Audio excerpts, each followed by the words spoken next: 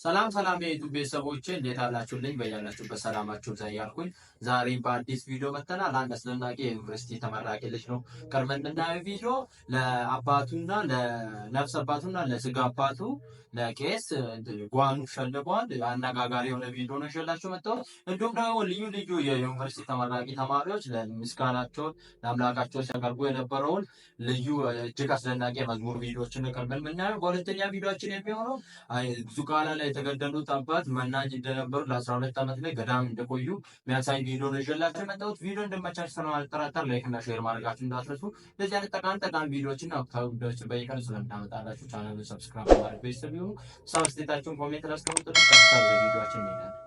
የተናገርከው ያሰብክልኝ ሆነ የልቤ መሻት ይህን ነበረ አስተካክልከኝ ከኃያላን ጋራ አማኑኤል ሆይ እጹብ ያንተ ስራ